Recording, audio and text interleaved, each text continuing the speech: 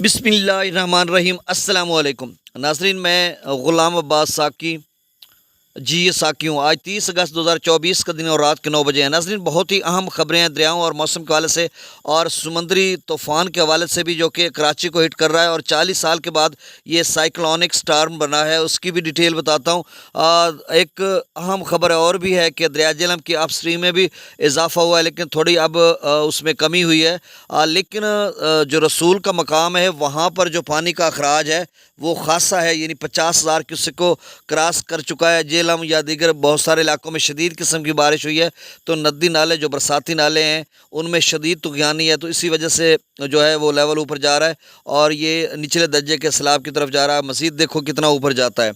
सिंध के up stream में भी मुसलसल इजाफा होता जा रहा है और उसमें डाउन स्ट्रीम में भी थोड़ा ज़्यादा जो है अखराज किया जा रहा है त्रिबेला डैम से। बाकी भाखड़ा पोंग थिन डैम का डाटा भी मेरे पास मौजूद है।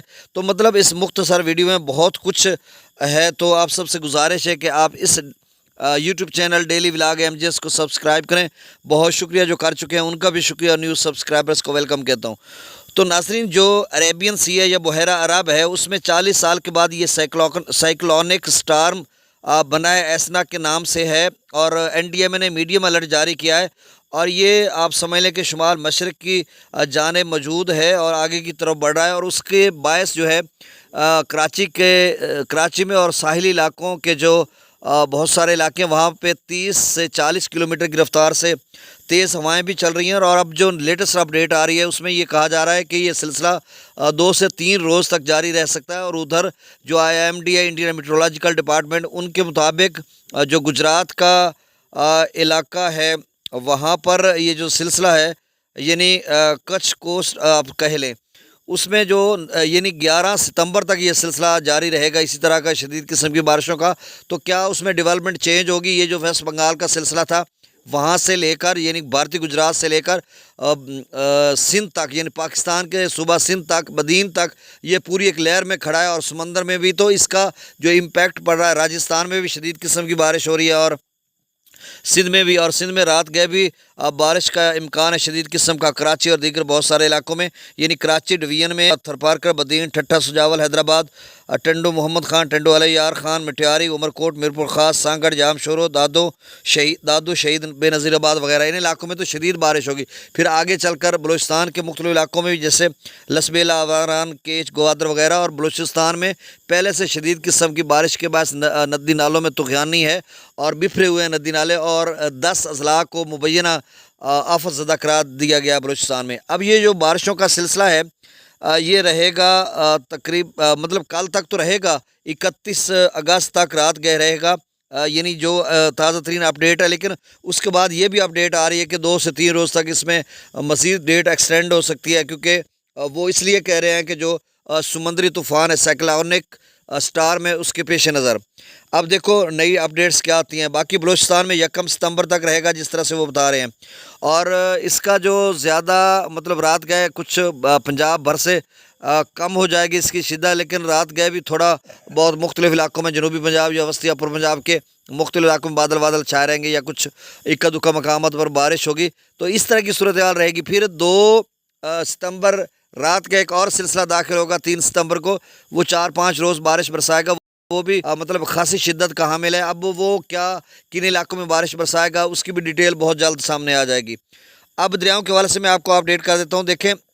देखें सिंध में तो अब दरियाओं में सैलाब आए ना तो वो प्रोटेक्शन बंद या रिवर बेड के लोगों को ज़्यादा डिस्टर्ब करता है। अब आप समझ लें कि ये जो आसमानी वो ज़मीनी आफत है, मतलब है तो वो भी आसमानी, जब बारिश बरसती है ग्लेशियर मेल्टिंग वगैरह होती है तो एकदम से वो ज़मीन पे चलता है, तो हम उसको ज़मीनी आफत कह देते हैं। लेकिन ये जो बारिश आसमानी आफत है ये उस सैलाब से भी ज़्यादा ख़तरनाक है। आप देखें ना, दरियाओं के अलावा जो इलाके हैं थरपारकर, बदीन, ठट्ठा, सुजावल वगैरह, उनमें जो हालात ज़िंदगी है या मामूलात ज़िंदगी हैं वो इतने मुतासर हो चुके हैं। फसलात तो जाने न, बाकी घरों के जो हालात हैं, लोगों के नकल मकानी है या जो मतलब वहाँ पे गली नाली या जो देहातों में है अर्बन फ्लडिंग, ये वो, तो कुल मिलाकर जो है मामलात ज़िंदगी शदीद किस्म के मुतासर हो रहे हैं।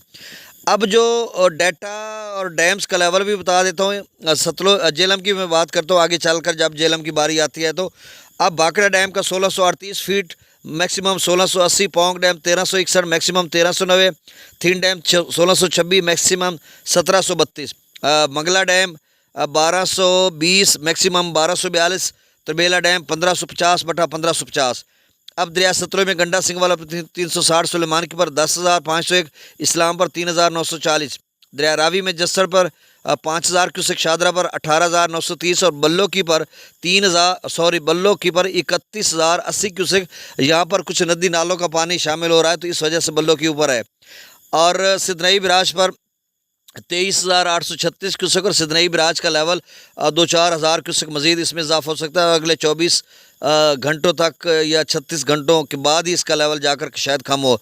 और यहाँ पे एक और बात कि कबीर वाला या आगे के जो इलाके हैं, चूँकि जो दरिया जेलम का पानी है वो त्रिमू तक तो 194 किलोमीटर सफ़र बनता है, रसूल से लेकर त्रिमू बिराज तक जो जेलम का सफ़र है कितना 200, भाई ने मेरी तस्दीक कर दी, वो बैठा है साथ, कि 239 किलोमीटर बनता है। फिर त्रिमू से आगे जो 40-50 किलोमीटर कबीर वाला का इलाका बनता है जहाँ दरिया रावी चनाब या जेलम दोनों के साथ मिलता है।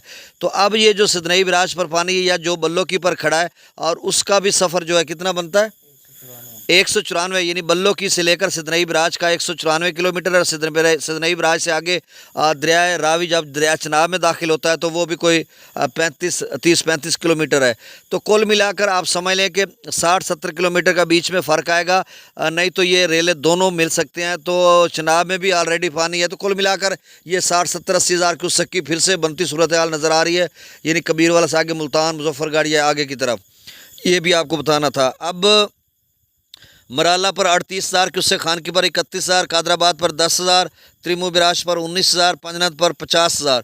दरिया जेलम की आप स्ट्रीम, अच्छा दरिया जेलम में ना आप स्ट्रीम का मैं बता दूँ, और जो डाउन स्ट्रीम है उसमें मंगला डैम से तो अखराज कम है 8,000 क्यूसेक के, लेकर आगे नदी नालों का डुमेली रोड जो है वहाँ उसके ऊपर से पानी क्रॉस कर गया और बहुत सारे नदी नाले हैं जो बरसाती नाले यानी मंगला डैम से आगे और रसूल से, मंगला डैम की डाउन स्ट्रीम में और रसूल की अप स्ट्रीम में दाखिल होते हैं और उसी वजह से रसूल का जो लेवल है वो 50,000 क्यूसेक को क्रॉस कर चुका है। आप याद रहे कि जो गुज़श्ता एक माह कबल जब उन्होंने जेलम से पानी छोड़ा था यानी 50,000 से ऊपर, तो उसने खासा नुकसान पहुँचाया था।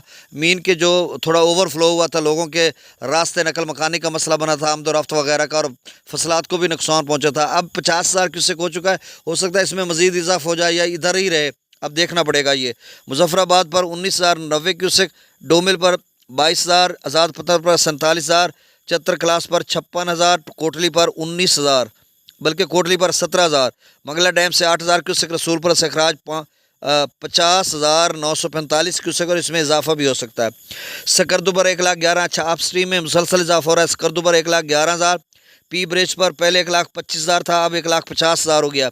पिशाम पर भी पहले खासा कम था, अब बढ़कर 1,95,500 क्यूसेक हो चुका है। त्रिबेला डैम से 2,32,000 क्यूसेक छोड़ा जा रहा है। काबुल दरिया में 30,000, कालाबाग पर 1,96,000, चश्मा पर 2,20,000, तौसा पर 2,03,000। अच्छा नदी नालों की मैं बात करूँ तो राजनपुर और डीजी खां के नदी नालों में जो जंगी में पानी दोपहर को था 15-16,000 क्यूसेक था, और विडोर का भी सुबह था कोई 20,000 क्यूसेक। अब सारों में नील है, यानी डीजी खां और राजनपुर के तमाम नल्लास में नील है, कहीं भी कोई पानी नहीं। और रावी चनाब के नल्लास भी जो है वो नॉर्मल ही समझ लें आप, थोड़ा बहुत पानी है।